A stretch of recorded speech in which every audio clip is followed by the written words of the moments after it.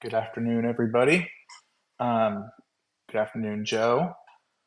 Good afternoon. I'm still combating whatever it is that I came back from New York with. I think I'm just gonna keep the show short and sweet. We'll run it till 5 or so today.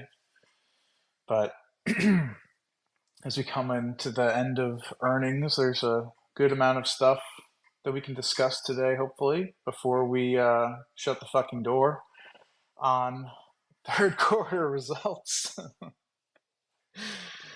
I was tempted to include that in the newsletter, but it didn't really seem like irrelevant, I suppose, but not really as of any substance. But still, absolutely hilarious. What a what a G. For those who didn't catch it, that was Powell speaking yesterday. There were some climate protesters out in the hallway. They go away from the video feed, you catch him on the mic. Shut the fucking door.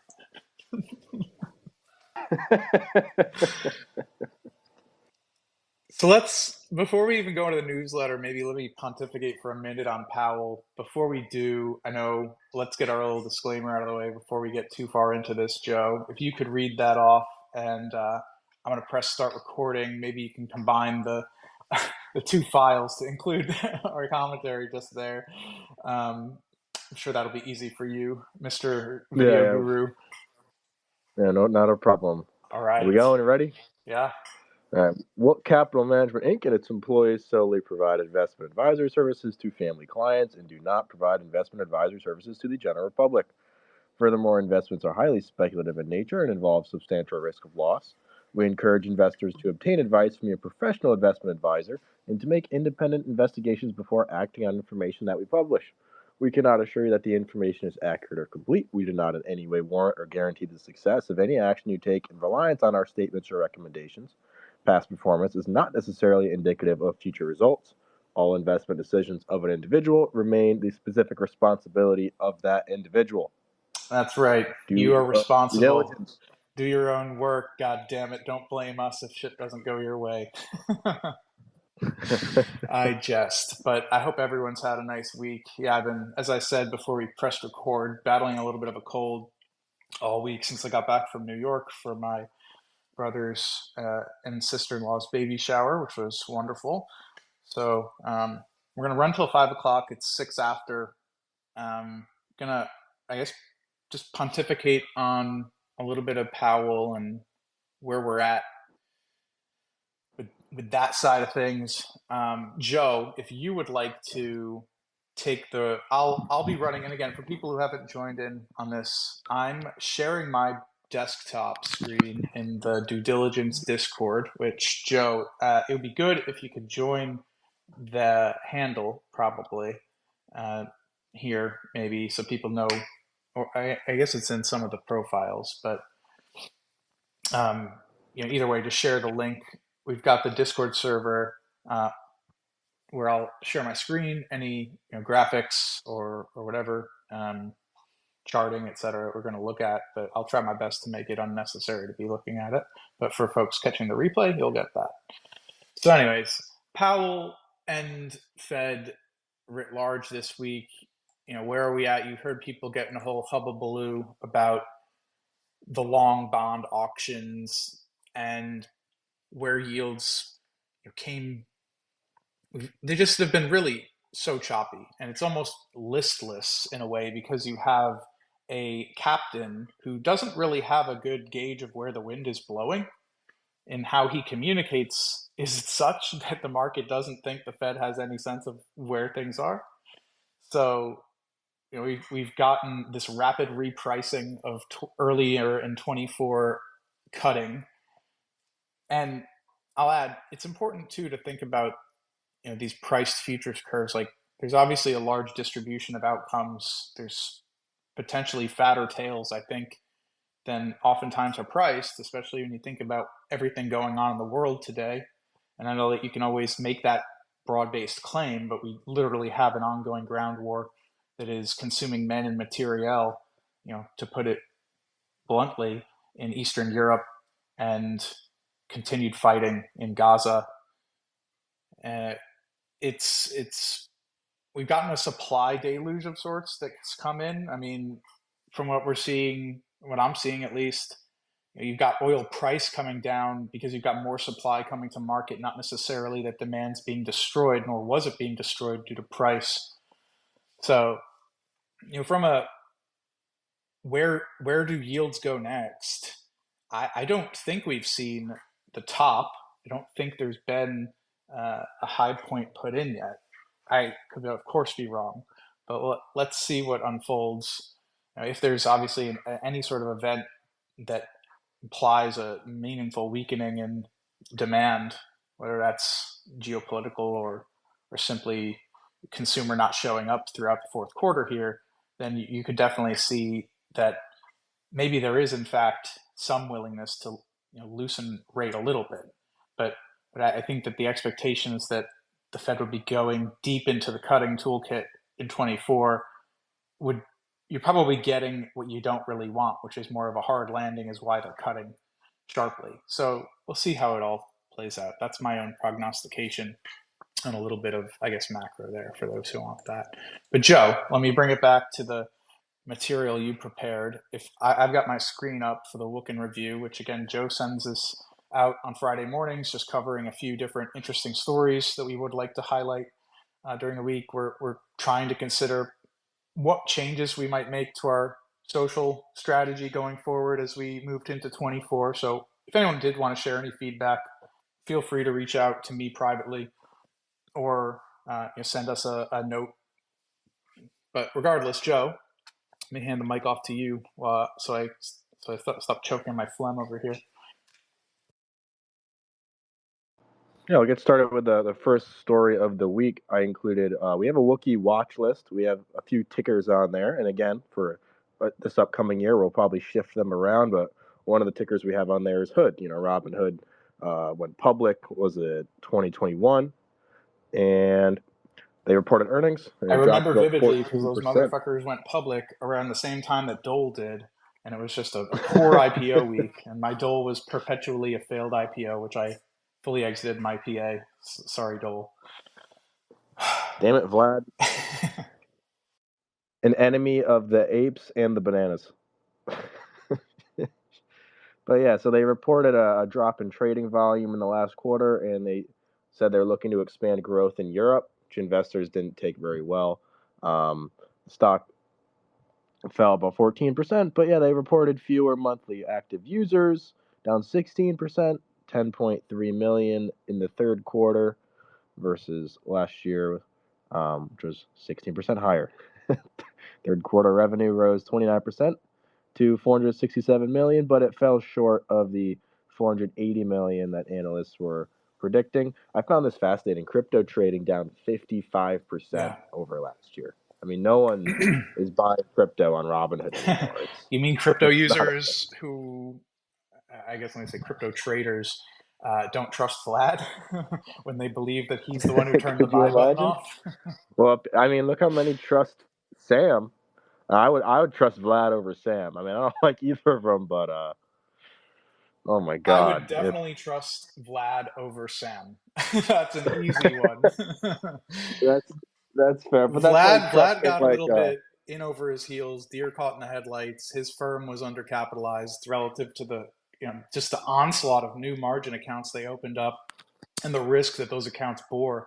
I don't think that the broad majority of retail investors, purported investors, understand that it really wasn't anything nefarious that led to the so-called buy button being turned off on certain high, extraordinarily high, and in the case of one stock, GameStop at that point in time, perceived to be an idiosyncratic risk, which again, that was at that point in time.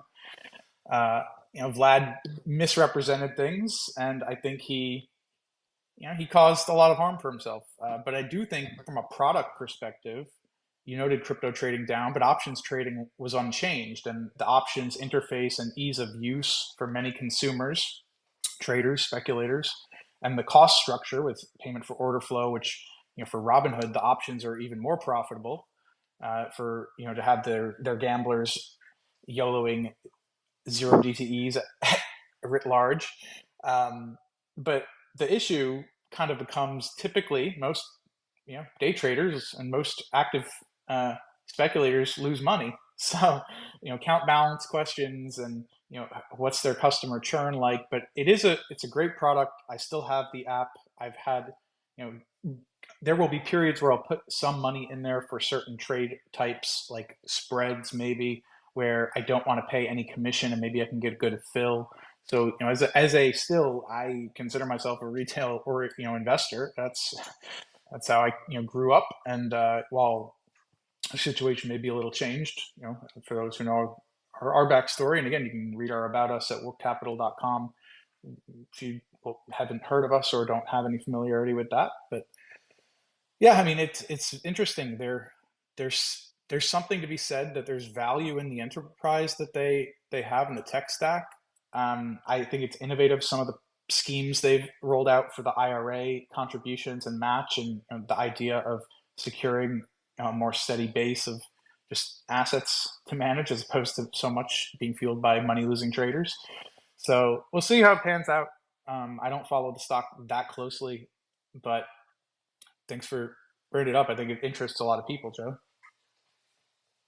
Yeah, there are definitely some points where I found the stock to be particularly cheap, but I'm going to pull it up on my yeah, screen and Coif and just kind of look at some of the metrics there.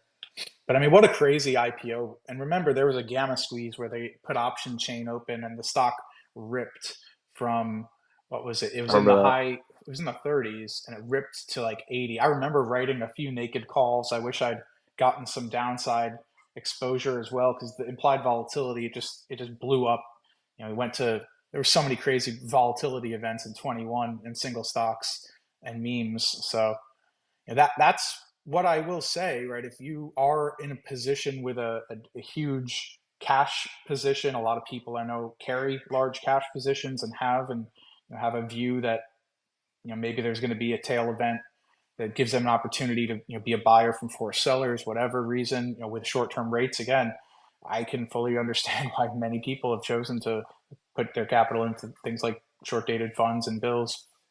But if you do have a willingness to bear that risk, I think those can be some outsized risk reward opportunities if you're well capitalized. And that's obviously very high risk from a unlimited loss, is your theoretical loss perspective, as Chanos would say, he's never seen a stock go to infinity, despite what the denigrators of short sellers might pound the table and say you're exposed to infinite losses. We're going to squeeze you. We didn't talk about, Joe, here, but we talked about it internally, the Korean short selling ban, which, it's interesting because their market is still emerging. And their decision to make the short sale ban, which they purport there to have been identification of short, naked short selling. They claim the playing field is not level between retail investors and institutional traders. And I don't know how many people who disagree with that, but the notion that the market regulator there can simply ban short selling outright, I don't know. It doesn't sit to me. When I saw that, my reaction was red flag for the Korean markets. That's my gut reaction, I guess. Yeah, it does seem like a really big move, and it's also not really something you can entirely prevent. I mean, you can, you know, state it's against the rules and ban it, but there's nothing preventing you from loaning somebody your shares, right? Or loaning shares from someone and then selling them and then buying them back. I mean, it's very simple. You can do it without any sort of official platform for it. So curious to see how it pans out.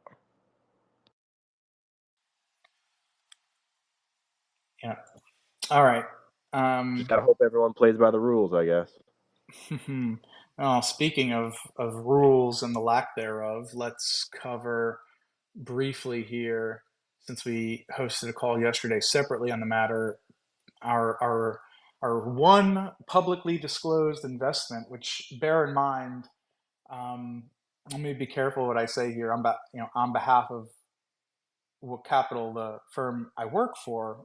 I typically, when I'm speaking, you all know I'm referring to my personal account, but on behalf of the firm, this is the only public equity investment that we've disclosed, which we've been invested in since 2011. So you can simply look at the stock chart and draw your own conclusions on the performance of that singular investment, which at this point in time is I would consider de minimis from a percent of assets perspective. But nonetheless, we consider ourselves, we try to hold ourselves to a high hurdle when it comes to the reporting and the work we put out. We published the PLBYDD report in July, and from a from a timeliness perspective, it certainly doesn't look great to have had two subsequent quarters of meaningful impairments and continued just tomfoolery by the still Chief Executive Officer Ben Cohn and the utterly asleep at the wheel chairman of the board and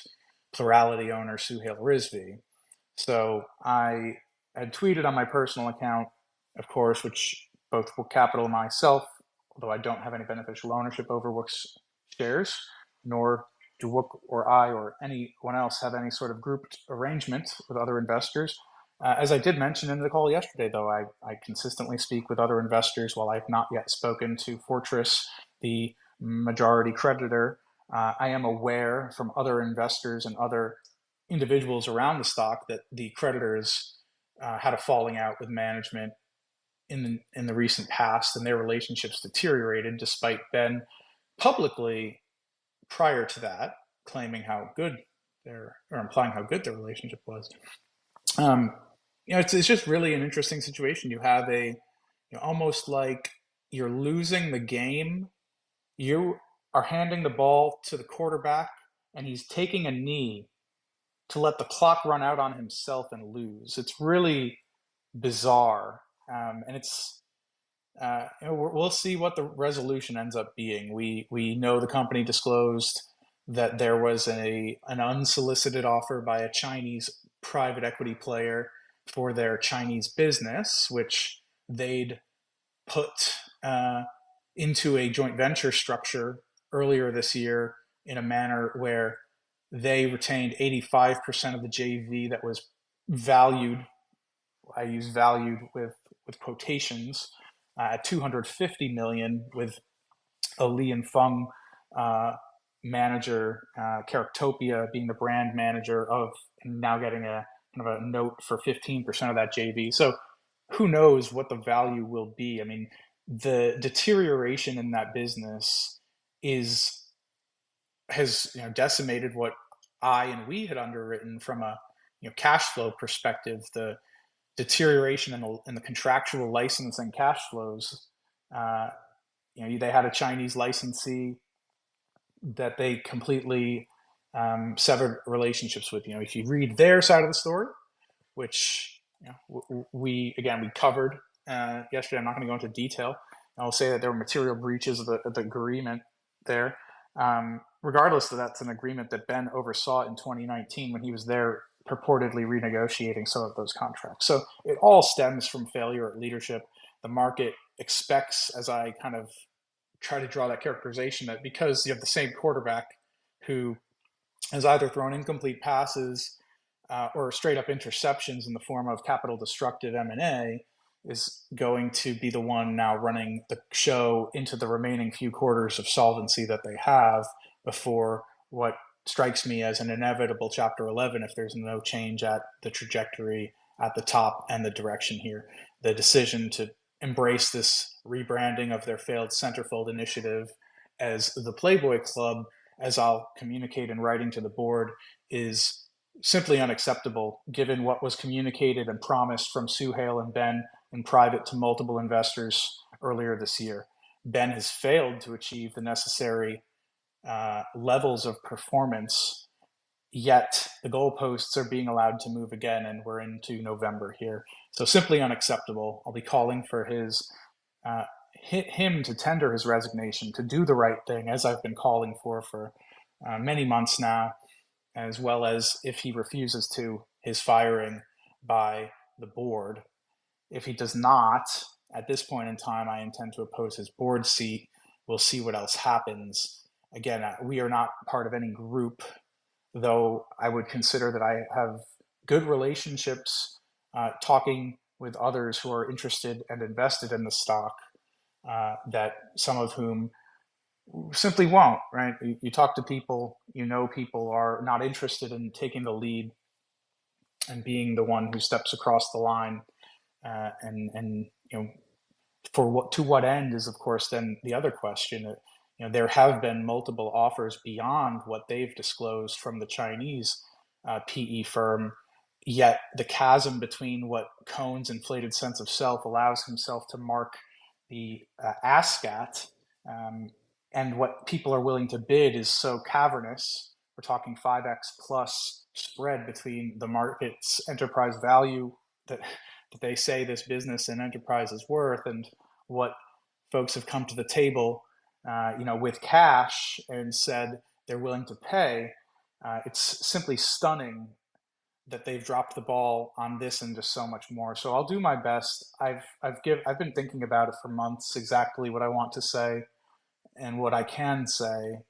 But regardless, I'll do everything in my power to remove him, and that's my commitment. I can't commit that I'm going to maintain the same level of ownership personally, because frankly, as the market is pricing and as they're acting, if there is not a change, it strikes me that they'll take some action that robs the public equity holders, and it's going to end up in court if they do that. It's going to be a very long and painful and costly process, and the recovery is questionable. But you know, he's fucked over a lot of people over the last few years, and a lot of people with deep pockets, and people who want to do the right thing. And we'll see what happens with it. So that's all I have to say.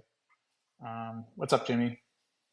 Hey, what's up, Rod? Good afternoon and happy Friday. Thanks for hosting the event yesterday, right? The live stream. I didn't catch it. I think you and I shared some words after the fact, but it's I was I was on the other side of the fence for a long time with Ben. I thought he might do the right thing, and in the face of the evidence and everything that's transpired, I continue to give him more support than I probably should have. But it's been pretty clear through some of the distress and just the environment this year that he's not capable, right? And he's burned a lot of bridges, and that's quite troubling. It was welcome McMoney to the chat.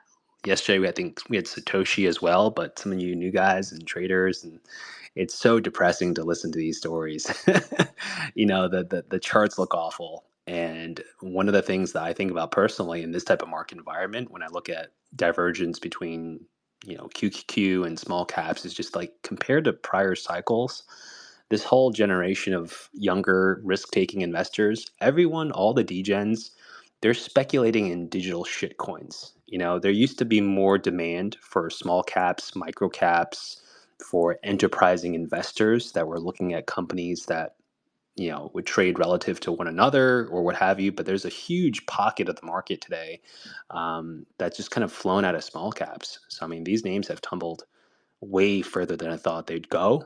um, I'm humbled by it. I think a lot of you guys are too, and we'll wait and see. Even with the debt stack, I don't know where the debt is trading at today, if it's publicly traded at all, but companies like 30 something million dollars, like, I think, the people in this room, we've got enough to make a little noise. Imagine if Elon or some Gen Z, Gen X, what have you, drops 5 million to the name. I mean, it's enough to make noise, Well, right? if you drop 5 million, you're already above 12% a of the float. threshold Yeah. at which you're now subject to short swing profits. I mean, it's that extraordinarily displaced. But I need to Incredible. figure out where Fortress is at. I haven't personally had any conversation with them. They still own equity. When you think about what Fortress's publicly disclosed equity stake and what Capital Management's equity stake are, they're comparable roughly.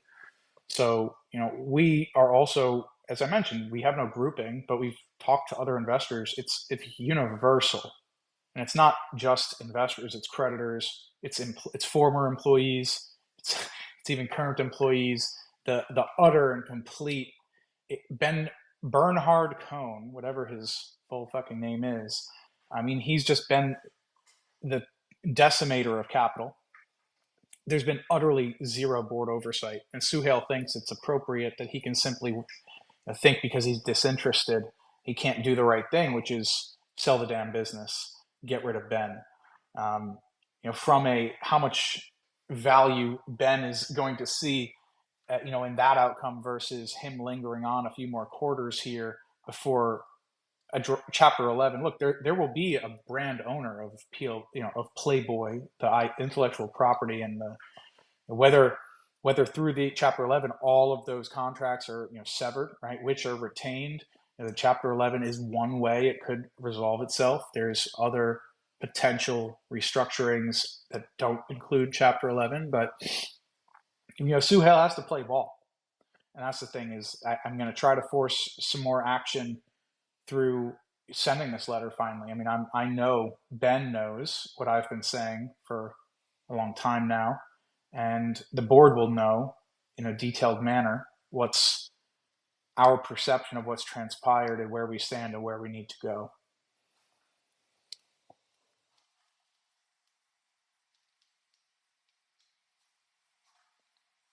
But anywho, yeah, tough learning experience. If you don't have any capacity to obtain control, you should never really underwrite any sort of an asset base, right? It could always go lower. Capital could be destroyed, especially when you think about a highly levered business like this. Their cost of debt now is in the teens. We're talking about, I guess it's like 12 and change, so I think the weighted average, but regardless, cost of equity is extraordinarily high. They simply, the idea that they can over time slowly sell off bits and pieces of their assets, right? They talked about their auctions. They obviously closed on the Lovers sale. That cash wasn't included on the balance sheet at quarter end, but they have it now. So you're talking about roughly 35 million in cash, pro forma basis, at the rate at which they've been burning cash.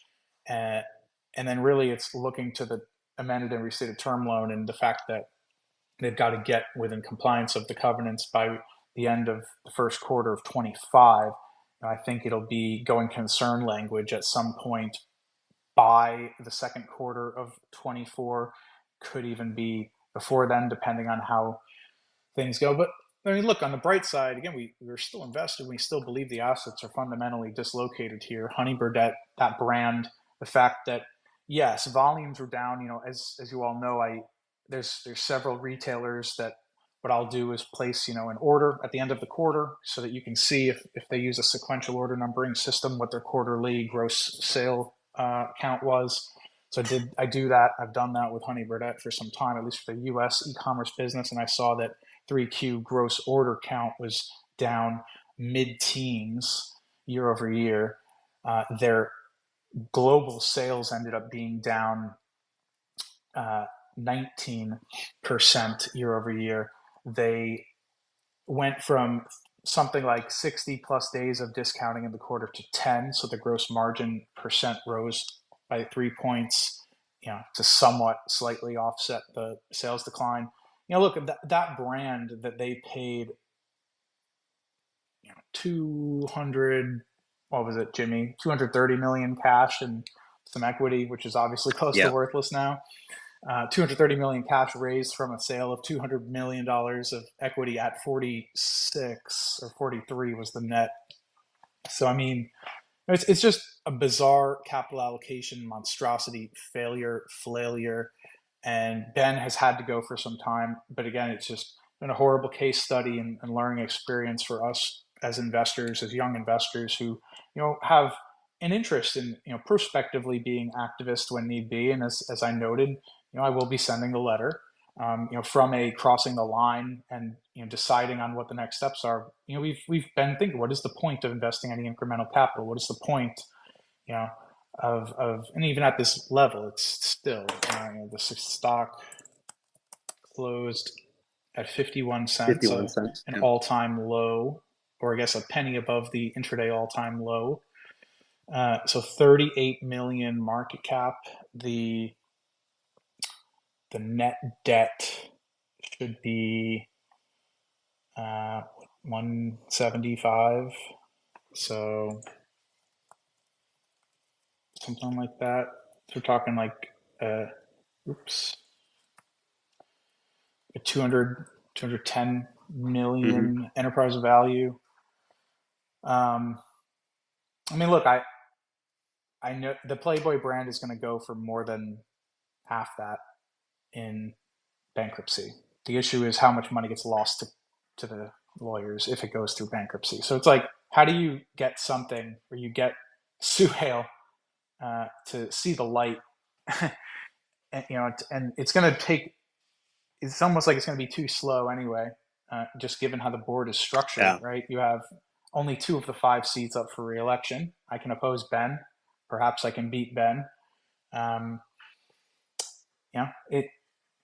it's tough. The numbers are certainly Yeah. not in our favor. If we were playing Baldur's Gate, I'd need a few critical successes here for things to work out. For what it's worth, I've said publicly many times, I'm going to go down with the ship. I don't own as many shares as Wook or you maybe, but I'm prepared for it to go to zero. So I'm not selling down here. I do think that we've been here under $1 for at least 30 days, right? I'm surprised we haven't gotten the delisting Well, that notice and happened. stock split. Yeah. So I'll pull um, up and read you exactly what management had to say. yeah. We can hear Ben's genius shine through, and my sarcasm. But again, it has been a very painful and humbling learning lesson for a lot of us. But better my personal capital than my client's capital, right? I don't think I could live it down to have client capital lose 90% in these investments, 95%. But I'll make it back. And look, you always get the gleeful, optimistic response of, "Well, didn't Amazon go down 90%?" Well, your business isn't Amazon. Frankly, there will never probably be another business like Amazon. Uh, but oh man, yeah. So look, they sold Lovers, right? And we had done the valuation to finish up the discussion on Playboy. We can shift on the last 25 minutes before I start yakking up along over here. Um, they sold Lovers for 13.5 million. Our midpoint valuation that we had updated through July was 12.5. So we were satisfied with that. They got all cash for that. The issue here is that because they've told the market they're just going to keep spending money on what's failed and proven to fail time and time again, which is Ben trying to concoct some narrative over his ability to create a revenue generating creator slash brand oriented platform, which is just laughable. This old Jewish guy is not going to do it. I mean, Ben has no connection to younger creators. Ben has spurned them with Amaranth. Jimmy, well the relationship there, where she basically said, I've only ever sold one stock, and it was Playboy, PLBY, because they basically lied and broke their contracts with me. And I think about how many times they lied to me, to John Kim, our chief investment officer, when he met with Ben last year. Ben lied to his face pertaining to the repurchase program and preferred stock issuance scheme, which we will address in the letter. Then he lied to multiple other investors this year, he and Suhail. And Suhail knows the truth. Suhail was there in those meetings. So, we can make life difficult, but like, what's the end game? Our desire is simply to see shareholders rightfully remunerated. And at this point, while there won't be a recovery, of course, to the level of the SPAC or even a meaningful percent of that, the entire enterprise needs to be shopped and sold. It doesn't matter that Ben doesn't think it's a good market to sell Honey Birdette in. Ben should be gone, should have been gone. That's that for today. All right, Joe, moving on. Take the mic. I don't know if we can move on, Rod. It's a tough one. Let's see what was next in the newsletter. We have American Airlines. Yeah, this was in the resources for the week. We talked about this a little bit. The next recruiting hotspot for U.S. airlines in need of experienced pilots is FedEx and UPS. And you specifically noted this graphic here, this chart showing U.S. domestic and international flight departures, the change from February 2020, with passenger flights now exceeding the number of cargo flights. And so essentially, Yeah. because of that, you know, American Airlines is offering $250,000 bonuses for UPS and FedEx pilots who want to come work as captains instead. And that's um, FedEx saying, pilots might want to consider the offer. UPS has passed the details on to their pilots as well. And major U.S. airlines now, passenger airlines, are on a hiring spree. So that's leaving cargo carriers slowing down. They're unable to offer pilots more than the minimum level of flying or offering buyouts because of the slump in parcel volumes. I just wanted to highlight the story. I thought it was one of those really good ways to think about how competitive dynamics evolve through these different industries. I mean, we all know, hopefully, if you've at least listened to this conversation, from a freight perspective how extraordinary the, things had gotten in 21 and in 22. And you can see, if you're looking at the screen, the graphic there, the cargo percent increase versus baseline, which was Feb 20, and it was massive. And think about freight. You're going to use air freight typically for your higher value freight, your freight that is highly perishable. Perhaps you have high dollar compute, and maybe you need to get it there, in days instead of weeks that you could for some, retail item, clothing, apparel, whatever that you can put on a ship and wait for the weeks it's going to take to cross Pacific. So I mean, when you think about freight, you need to think about the speed, the urgency, all that stuff. And supply chain managers, I mean, it's a really cool industry, and it's great that it's gotten, I think, more headlines of late, but probably because of the pandemic and supply chains getting splintered. But regardless, on the passenger side, right, you saw volumes thusly contract meaningfully. And I remember during 21 writing stories, or at least when I was at Ryder, and I kind of did this similarly where I was kind of monitoring state of the industry, seeing you'd have your headline carriers, your American, now offering bonuses for pilots. Well, then it was, we're going to literally, take the seats out of some planes and we're going to fly it just filled with cargo. Like, it's, you have this extraordinarily expensive fixed asset, high fixed cost base on that airplane. And yeah, you have these different variable cost levers, which are going to either be fuel or pilots. And the other story that was interesting that kind of dovetailed with this was, I don't know if people saw on Bloomberg that startup that's kind of making the wing shaped, going to try to make a commercial wing shaped plane that claims to have half the fuel consumption of a traditional wide body tube airplane. And personal little caveat: when I was an undergrad at Binghamton, I got a concentration in entrepreneurship, and our capstone was to write a business plan, and the concept was an airline concept. So this is, I guess, this would be winter going into 2009. So not the most lively time in financial markets. We weren't going to be getting capital for the idea, but the concept was an airline concept that kind of took the best of Southwest from a operational streamlined nature of a single fleet, your repair costs can be more streamlined, your operating costs, your interoperability from a pilot training perspective, taking it back to this, is their fleet of 737s. The concept was take a fleet of 767s, which this is pre-Dreamliner, of course. If again, it would all kind of be like, if you could get some 767s on the cheap and just kind of put them in longer, kind of, you can hit transcon, you can hit transatlantic routes, you can hit like a New York to speaking of Israel, Ben Gurion, one of my good friends, Jewish. We had a lot of Jews in Binghamton. Lived a lot of Jewish people. So, anyways, yeah, that was our concept, and also incorporated the idea of you have your big captive audience, your cattle sitting in your plane.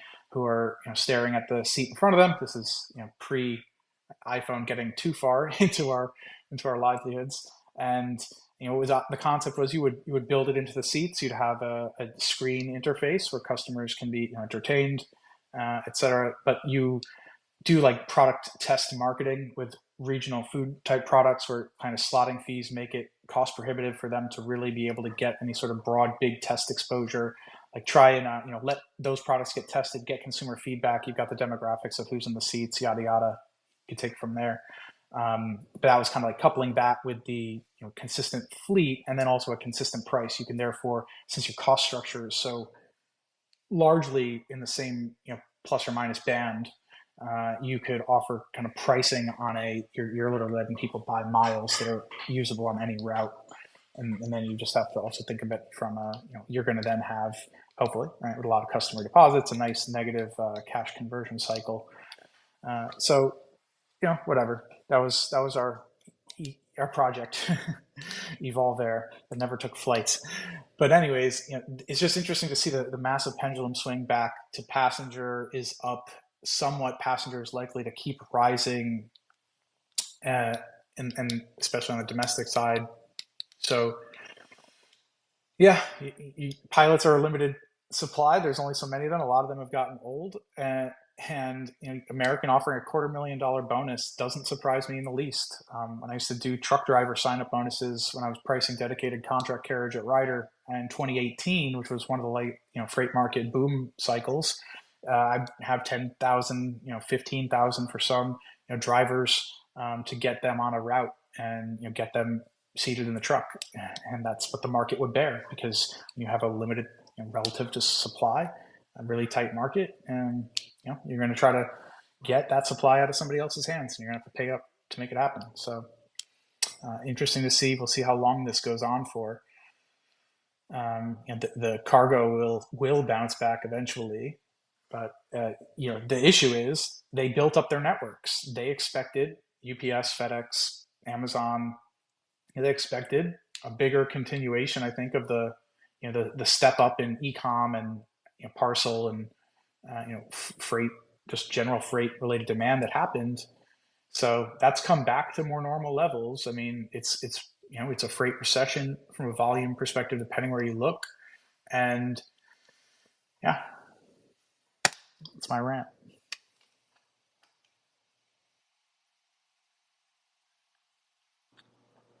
Some good stuff, Rod. Next, I'm sure you're going to love this topic. We discussed the EV makers turning to discounts to combat lessening demand. So buyers looking to get a bargain on a new car might want to consider an electric vehicle. At least that's what this article believes. We covered this as Wall Street Journal, I believe.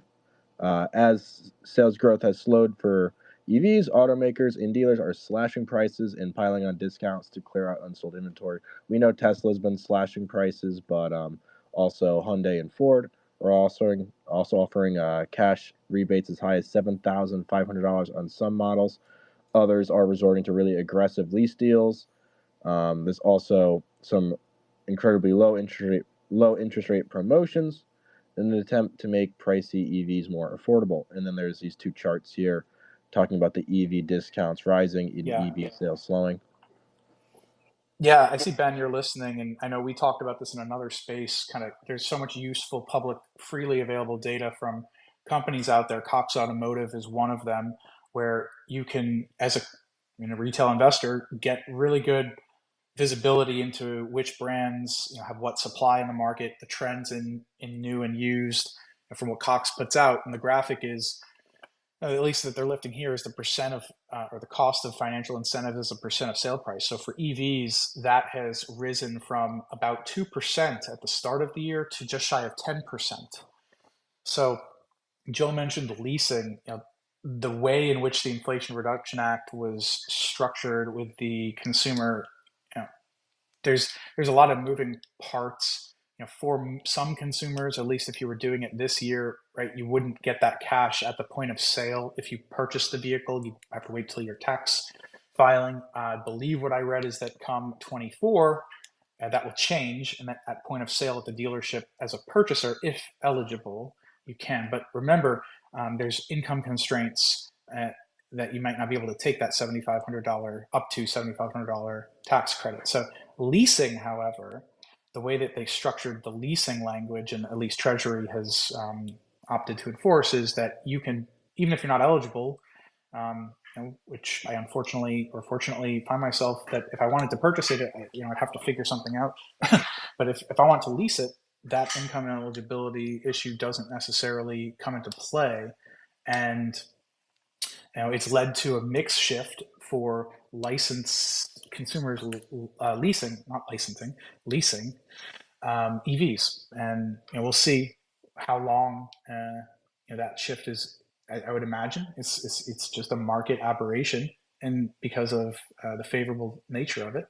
But there is something to be said too, from just the technology rate of change in EV is greater than internal combustion. Therefore, as a consumer, why bear that residual risk? Why you're obviously going to agree to a percent of residual priced into the lease, and that's the important part to understand. All of that stuff, to some extent, the OEM may set it, but your lease is also negotiable. Of course, you need to think about that when you're buying it, and the price you pay, related to whatever they're pricing residual at, of course. But now, look, if you wanted to buy an electric car, clearly it's becoming better from the prices continue to decline. So yeah, with rates though being so high, it's makes it tough. But it's definitely, it's always a year mileage, may vary with what is going to meet your needs and what's going to be the most lowest true total cost of ownership for your lifestyle, as we've talked about on here many times.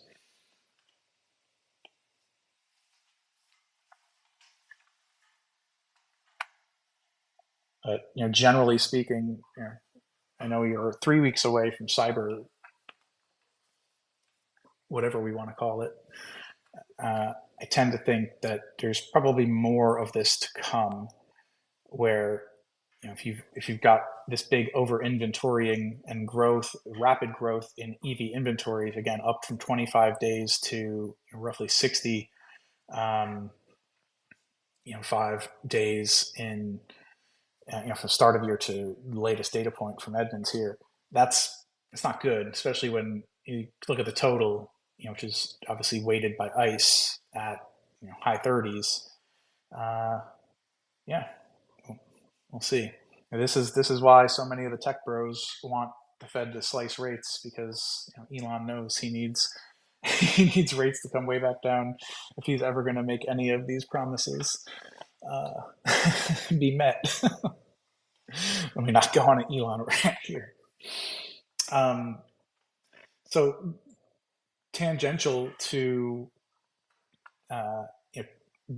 just what's going on with the consumer side of EV, looking up the supply chain at battery metals. It's been a really rough year for a lot of commodities.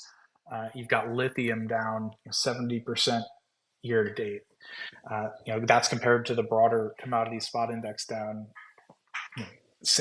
high single digits.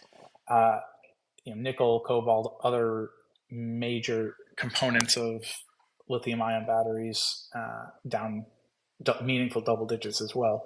So there's the spot price kind of declines, which have, again, I think I know I've talked about this before, the whole notion that because these commodities are such a meaningful component of the cathode, which is the primary cost item in the battery itself, if these come down, right, that's good from a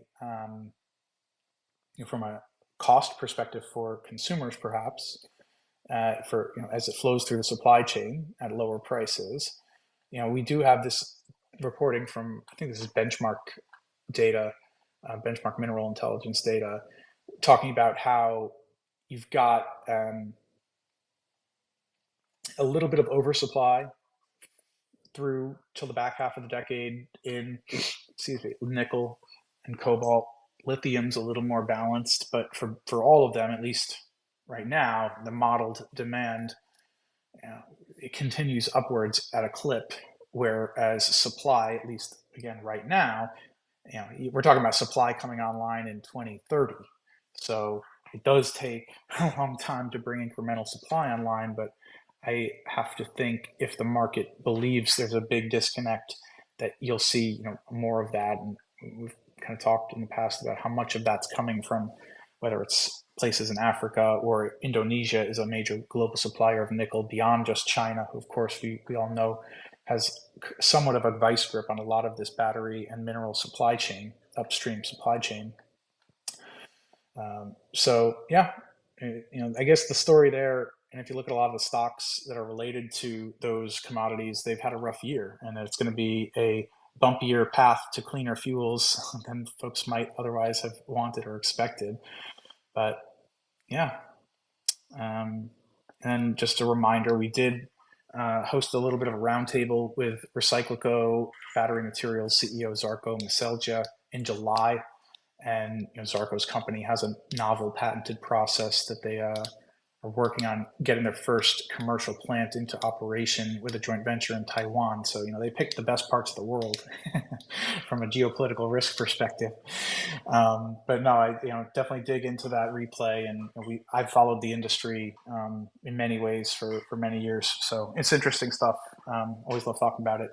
I'm feeling a little bit of a second wind, Joe. So I know we're 5 of, and I said we go to 5. So let us run a little longer until I start. I feel the phlegm like building in my throat, but it's not there yet. I'm not drowning in it. Yeah, like I said, I mean, there's been a flu going around here in San Diego for the last few weeks. Just about everyone I know has had a cough, so it's somehow across both sides of the United States here. Maybe it's something similar, maybe not. But yeah, I guess programming note, while you've got it pulled up here on the screen, we do have the book club coming up soon, November 14th. So that is this upcoming Tuesday, is it not? Yeah, I think it is. So this upcoming Tuesday, we'll be talking about The Little Book That Builds Wealth by Pat Dorsey. You've got it's a little book, so you've got enough time to read it before Tuesday. And if not, we'll still summarize it, and you're welcome in on the discussion.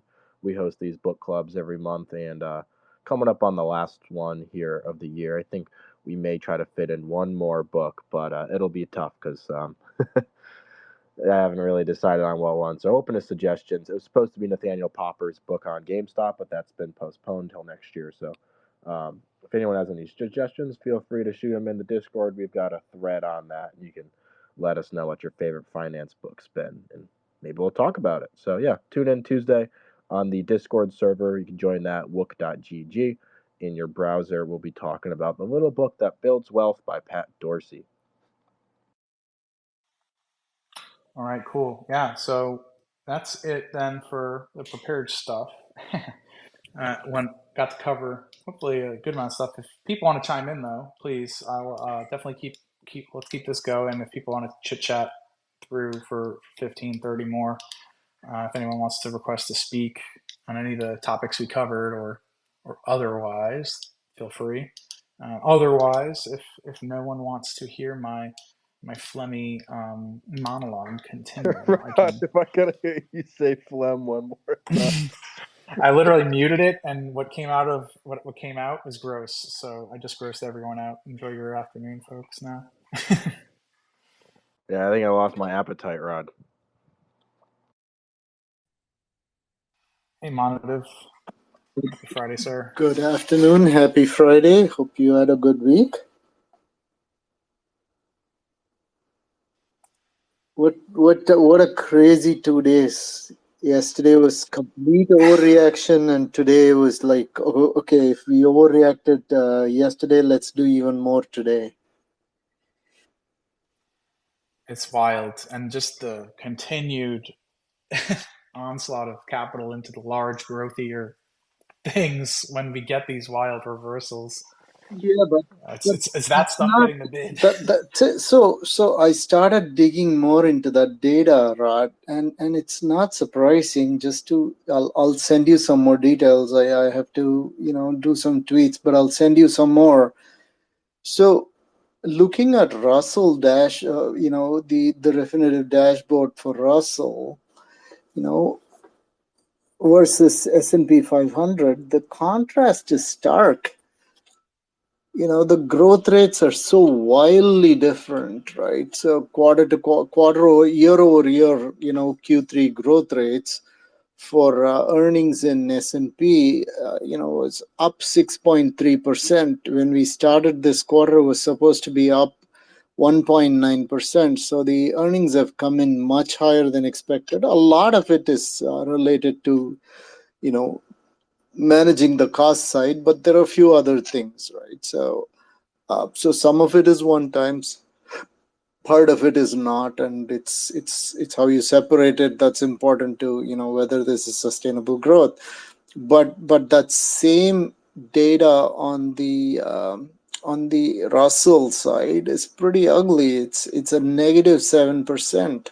So there's 1,500 basis points or 1,300 basis points difference between the two in terms of earnings growth rates. So that's pretty much why you see a divergence and a narrowing of breadth, and I think it's going to get far more narrow. I've been calling this.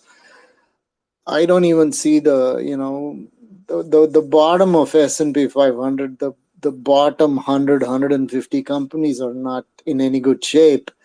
So the real competition is to put money into the top 200 companies, and of that, maybe 30 or 50 companies are the ones that are really doing okay. The rest are at best meeting and and guiding flat. So that explains most of the narrowness of breadth, and like I said, it's as bad as it is, the breadth is probably still only going to go down from here. So, but yeah, now is not the time to be in Russell. Seriously, you start looking at the data. It's sector to sector, right? Same sector you see, which tells you where the leadership is, right? If you go sector to sector within, from S&P, let's say consumer discretionary, to Russell consumer discretionary, the growth rates are very different, which tells you it's only the biggest companies that are doing well. And that's where, and I will use it as a juxtaposition because I know we are in agreement where you have to go below the surface and you can't just only go off that all-in number, because there's absolutely some companies in the Russell that are still growing and have interesting businesses, and perhaps they've gotten that baby in bathwater treatment. And you guys have heard me talk about this. We're now in November. Wouldn't surprise me if the stocks that have been beaten down, there's a further disconnect from in what I would think of more from a fundamental intrinsic value, just because of the mechanics of people want to sell their losers, and they're going to keep piling into what's been winning, the Mag 7 type stocks, which again, your point though, at its core, those bigger companies are and have been and are projected to continue to grow and expand more than the smaller companies. But I'll mention it because they reported this week and it was a big reversal, and I told Ben I would. International Money Express. So here's one of your small cap financials, Russell 2000 company, that does remittances chiefly from the United States to LATAM, really think Mexico, think the countries in that corridor in Central America, some of the Caribbean. They've done some M&A to get more exposure to European remittances and to more digital. But this was a business that had come public pre-COVID. So, it was a de-SPAC. People immediately assume the worst, fairly so, I think, from the last few years. But it was a de-SPAC that came public in 2018. And they are a big player. You think remittances, I'm sure you think competitors like Western Union and MoneyGram, their market, they're kind of targeting maybe a little bit more of a pricier, a more premium type offering in targeted agents in Hispanic and the like communities, folks who are the sources of the remittance payments. So they're developing. They have that agent network that they've been growing, and I enjoyed the Q&A discussion where they kind of got granular on pricing and said the way that we're kind of trying to compete right now and what is a competitive market is if we have a base of several hundred wires from that agent, maybe we give them a discount on price for the the incremental wires they bring in above 500. And you can read the transcript if you're interested. But this one had gotten beaten down last quarter, had a big sell-off because their outlook had declined. They noted there was a PE takeout and that there had been some more irrational pricing that they were suffering kind of the adverse effects of in the marketplace. The market thought maybe, oh, is this X growth now? It really brought it down, I think, just way too much. But again, it got, I think, a baby bathwater treatment. I'm long it. I put a tweet in my personal account. Again, I'm long as Rod, not Wook Capital.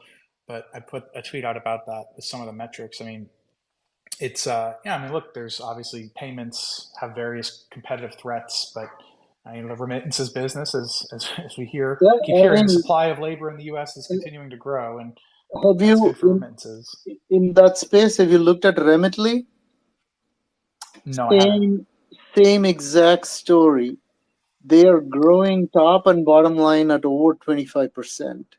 They came in flat on adjusted, on non-GAAP EPS, and beat on revenue, and they got clocked 40 plus percent or 35%, all because they said that they are spending a little more than planned on marketing because they're launching new countries, Middle East, and so it takes a little bit of money to buy into those markets.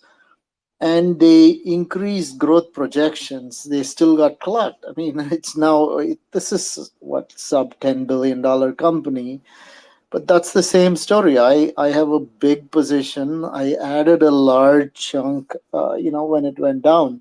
So same exact story. I think, to your point, in general, the bargains like that, the oversold without justification companies, you're going to more than likely find them only in Russell, not in S&P. So yeah, for people that really want to dig through the rubble of companies that got sold but are really growing and growing well and managing their business well, you've got to go into Russell to find those companies. And there's a lot of them. Adyen, right? It's down from $40 to $5, and now it's back to like $10 or something. So again, these are companies left for dead. Adyen is not going away anywhere. They don't carry the risk. They just they're just they're just the middleman making the money, right? In between I think, Manu, the question for Adyen and companies adjacent to them, maybe the question is, was the multiple, and maybe it's partially true, but the multiple on payments related companies, those multiples just simply got out of whack. Of course. And it's still not on an absolute basis inexpensive, but I've heard a lot of people talk about Adyen and that they perceive the business as maybe a little more durable than like a PayPal. But yeah, I don't know. What do you think about that? At one time, right, PayPal was worth more than Goldman and Morgan put together. It was just stupid beyond measure.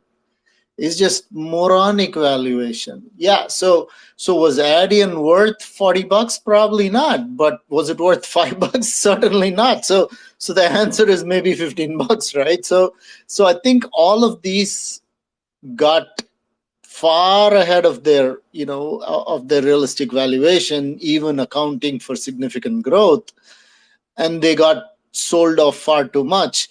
Now, at least companies like Adyen still have growth, right? Or your international money payments or Remitly have significant growth. PayPal doesn't have that. So how do you value that? That's a bigger problem, right? So what's the enterprise value of, and PayPal also carries the risks, right? So when you have fraud or losses, PayPal, when you look at the gross margin, if you look at the graphic of gross margin over time at PayPal, left and to the right and down and to the right is not a good one. It's not sustainable. Yeah, and same thing, right? Square, there's some growth there, but if you look at their their point of sale systems, they're actually losing market share to somebody like what's that? Finserv, right? Clover is great, gaining market share. So is an old line company. Clover has other slower growing businesses from their, from their legacy banking systems business, which is growing at 3-4% rate or 3%, something like that. But the other digital payments business is growing at mid to high teens. So you have to look at each of the business segments piece by piece to see, hey, they're spending money on this, but they're losing market share. So what is the value of that, right? So I'm not a big fan of either Square or PayPal at this point in time. I think there are better companies in that mix. But a lot of, look at Upstart versus Affirm, right? Big difference. So, but who Here's knows? my thing, Monative.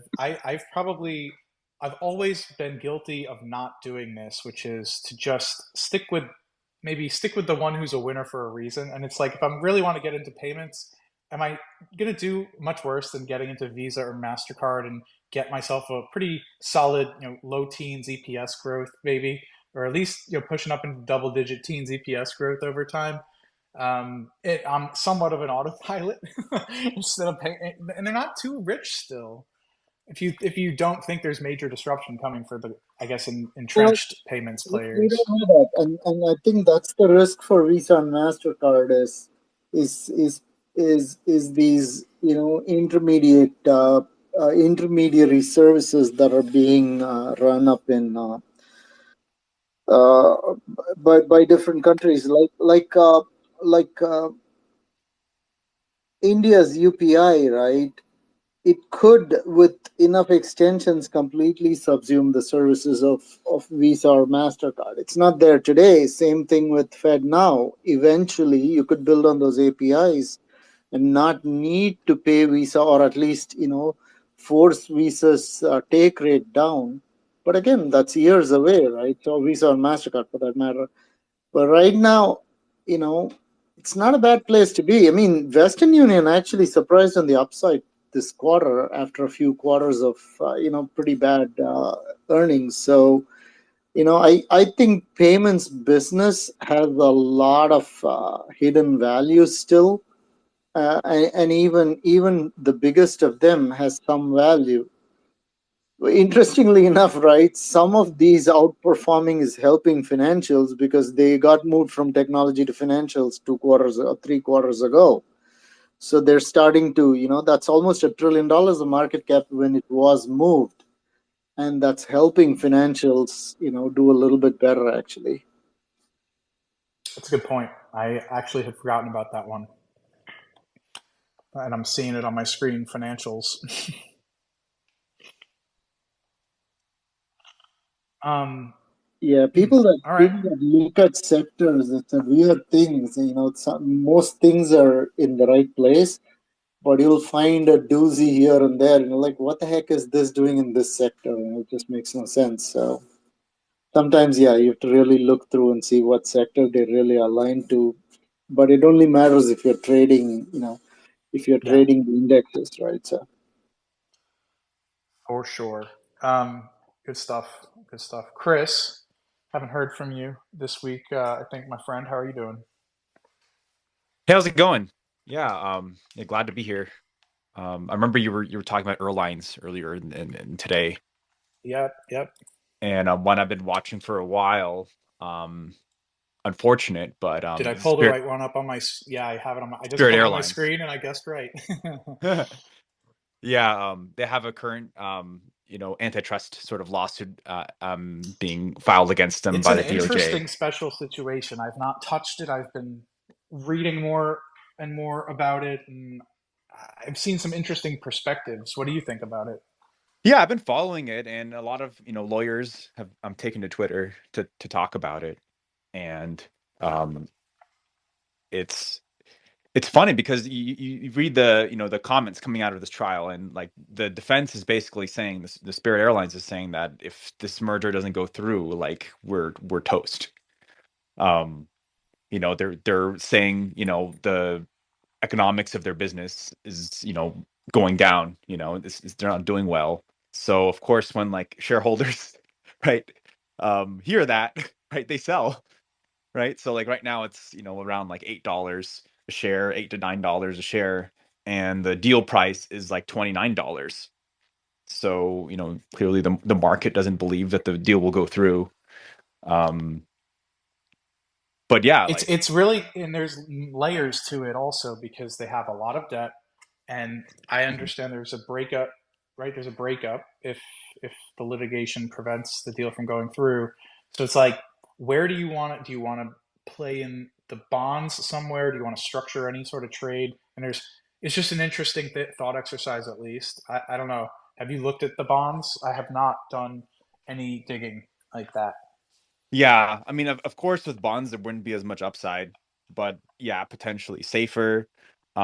Like airlines are, really complicated to deal with, right? In terms of, going through the cap stack and, what's your recovery going to be, if the deal doesn't go through. But but yeah, I think it's a very fascinating thing to watch, as we see the government, um, try to, pursue antitrust, right? They tried to do it with Activision Blizzard, right, which was a very large merger, and that wasn't really successful. But with this one, um, again, these are smaller players, right? They're a lot smaller than the big four, but yeah, I kind of don't understand it, too well. Why it's such a big concern antitrust wise. I mean, I've heard the arguments, but it just seems kind of weird. I don't know. Yeah, I'm also unimpressed, and I'm not an antitrust lawyer, but yeah, it's Yeah. The breakup it's fee just the debt is, yeah. situation is just untenable, isn't it? Yeah, and the Given breakup fee is I think it's paid through dividends every month, special dividends. So most of it's already been paid out to the investors, and I think there's an extra like 70 million or something, which isn't really much. But the thing is, JetBlue really wants this deal. They really want this merger to happen. So it's kind of complicated. how does it work from an ability to strike a discounted renegotiation if like like they like can they get a price lower in the 20s or even teens? No. Yeah, I think maybe some people have been speculating that that would be the case, but yeah, I don't know. Um, some people that have been arbing it have been buying some JetBlue to hedge. It's interesting. Yeah. I, I don't know really how that would work, but Hmm. Well, if anyone's done a lot of digging on it and has any thoughts, feel free to share. I mean, it's yeah. You look at just what I have on my screen. I put I put three things on the screen: interest coverage for the previous quarter, their total debt for the previous quarter, and their EBITDA.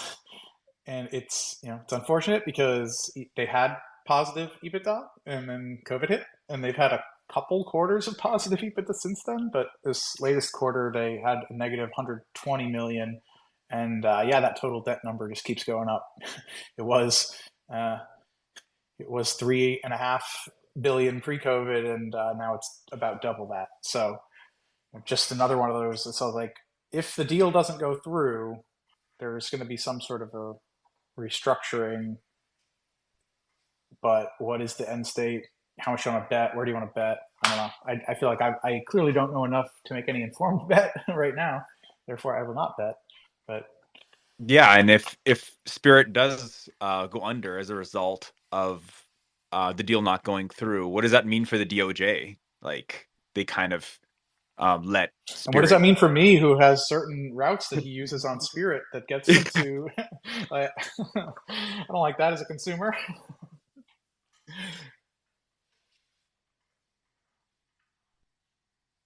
Yeah, Yeah, I fair mean, enough. I don't know what the legal standard the DOJ here is pursuing.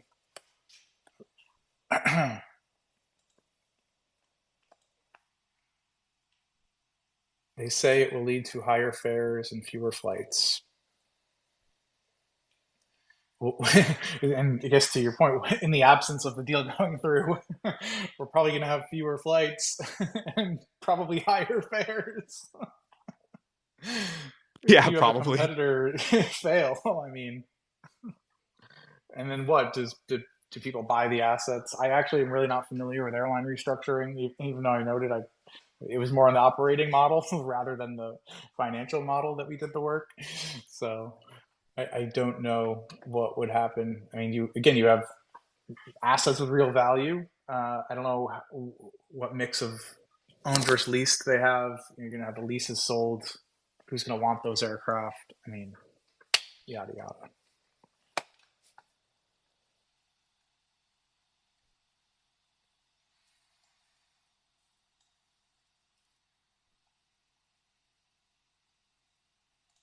I shared up in the nest. Coming back to the EV discussion, so we talked several times in the Wook review about car dealership guy.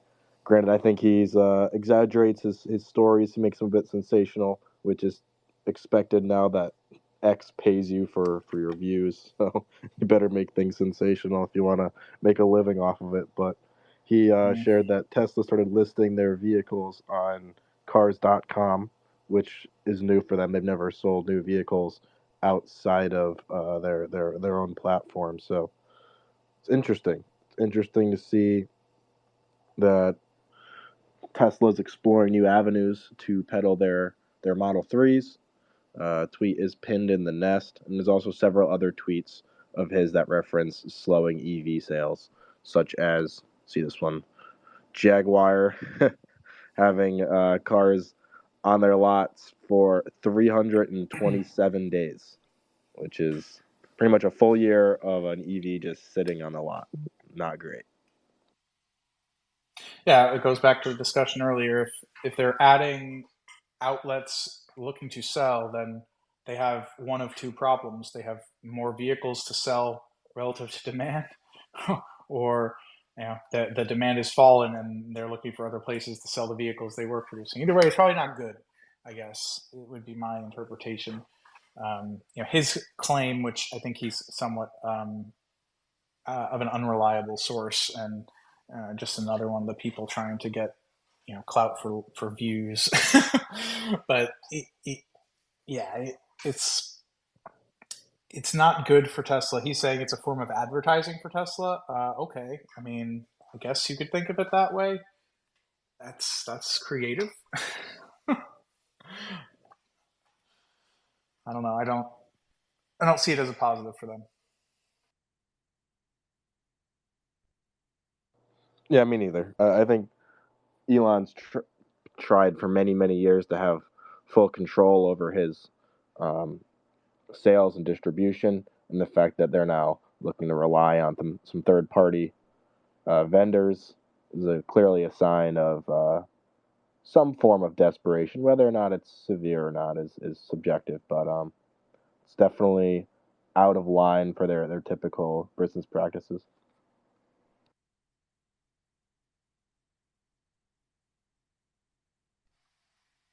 Well, and I know we talked about it last time here, but was the last time? It was at some point recently where we talked about the Hertz situation. I think it was actually in the Wednesday night call. We were talking about the fact that Hertz, obviously a major rental fleet provider in the States, had taken a large mix of Teslas into their operations, and their findings, their experience as a business operator, is that the repair costs, especially on the collision side, is roughly double that in the EV space relative to ICE.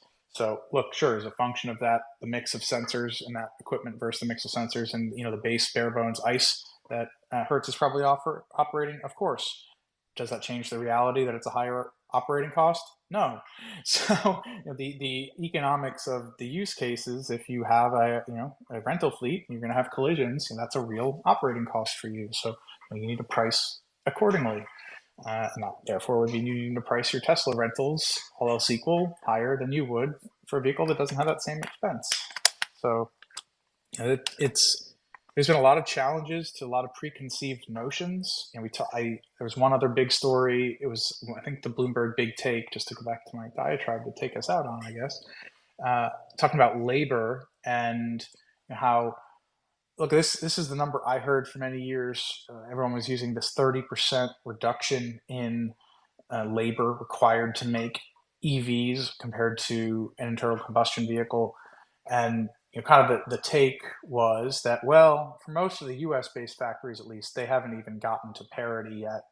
And there's not necessarily a clear path, especially as we see now the results and the effects of the UAW getting that deal with the big three, and now Toyota noting that wages will rise for their workers, which is obviously good for those workers. Presumably, in the competitive market, we'll probably see some price hike or some wage hikes then from, maybe it's Kia's Georgia plant, and maybe it's some of the other South Carolina BMW. These other non-unionized automakers feel some pressure. Maybe if they don't have the same geographical overlap, though, that pressure might be somewhat lessened. So yeah, well, it'll be interesting to monitor. Obviously, automotive super interesting to me and you, Joe, from both just all throughout. But yeah, I mean, you've got this huge uptick in inventory, so there's going to be a lot of EVs. People want to get a cheap EV. There might be deals to be had here coming into year end.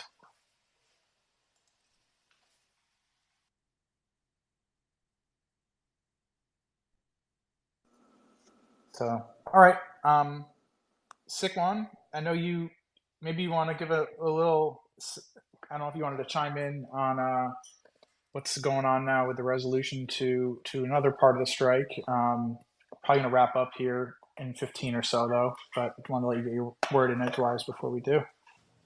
Oh, okay. I just want to say it's been a while, guys. It's good seeing everybody. And as everybody knows, there was a tentative agreement to end the strikes with the Providers Guild, which finally wraps up this chapter of the strikes, I guess, like in Hollywood, until I guess maybe like 10 or 20 years from now when something else threatens actors' jobs. But overall, it's a very good sign. And if anybody sat in through Disney's earnings calls yesterday, stock went from like 80 something to like 90 earlier yesterday, I believe. And then, but overall, like it is on one hand, kind of like a bullish sign for like the media companies, because like they could continue on with the productions. And the studios already had more or less had in mind like when the strike was going to end, because like if you worked in any of these studios, you see like the sound stages where they're building sets. They were already building sets about a month ago. So, but overall, it's just nice that actors can get back to work, or like production people, but also at the same time now we got to worry how's box office numbers going to be doing, and what is the return on I guess like investments or capital in terms of the movies and TV shows that these studios will be making. But yeah, back to you, Rod. And I guess I'll give you one question then before taking it out. Do you have a sense for what impacts on delays for a lot of, I guess, whether it's film or series kind of coming into 24? Like how impactful is this? Is it just delaying, things many months? Is it a lot of stuff, meaningful amount of stuff is going to maybe get canned altogether? Do you have a take on that? Yeah, there are a lot of content that's already been either delayed indefinitely because like they don't know where to place now, because like I'm gonna hold off on like speaking on some of the slates of my workplace, but some of the stuff.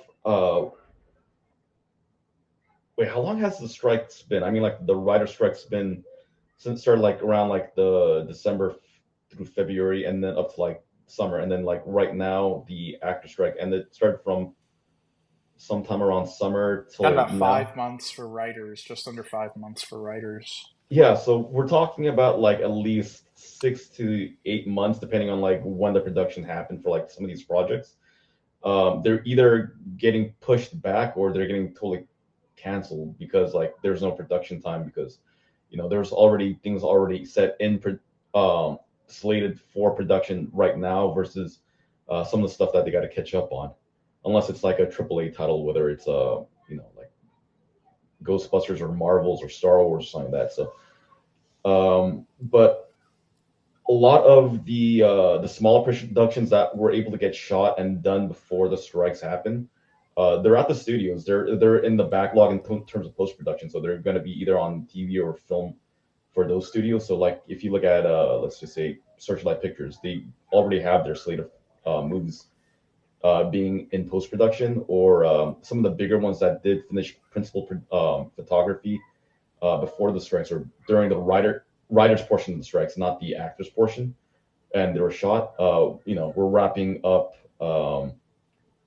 we're wrapping up post production right now, so we got content through the end of the year, but the question is like the first Q1 and Q2 of next year, where some of these studios might not have movies, like in the pipeline yet. That would be a concern for, like, let's say a major distributor like kind of like AMC Q1, Q2. If they don't have any movies to like fill in their movie theaters, then you teed me up perfectly, because I had the stock offering on my screen without even saying it. You brought us there as we to round us out. but yeah, I mean, there's going to be a dearth of some produced material, fresh material. I guess you're saying the air pocket comes in the first half of 24 for theatrical releases somewhat. I mean, maybe your AAA big box stuff will still get out largely on time, but there's going to be some gaps. But yeah, the last thing I was going to say then, we didn't talk about it yet, but let's give a shout out to the AMC apes, those that are still hodling after their reverse split. And after Mr. Aaron has sold so many shares, he'll be selling some more shares. They're looking to sell up to $350 million worth of shares, which was, at that time, Thursday morning, about 34.7 million shares. So, look, they continue to simply be a business that, it's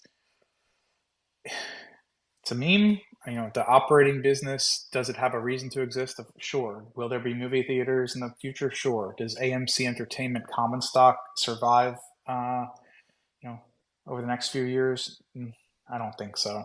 I haven't thought so. I thought, the apes have given some creditors, they've drawn out perhaps the need to restructure. But I certainly wouldn't play around in AMC common on the long side unless I was really just trying to speculate on. I don't know why I would, but yeah, continued dilution there because they continue to. It's tough, because even if you say you've raised price a lot, which they and their competitors have, if you've been to the theaters recently, you've probably seen both concessions and ticket prices up, and people have been consuming concessions at good clips, but it's just not enough to offset. It's still just a very structurally challenged business, and in the case of AMC, a very debt-burdened one. So, while Mr. Aaron is trying to keep raising money, it does appear that the apes are leaving. So, yeah. I also do want to propose something else. Did you take a look at the numbers for Lionsgate or some of the other smaller studios? I know Lionsgate is one of the few ones that are traded publicly, but it shot up 10% this week, 10 or 20, I forget. I haven't been closely following Lionsgate. I'd heard it pitched as a potential takeout target a few times over the last year or two.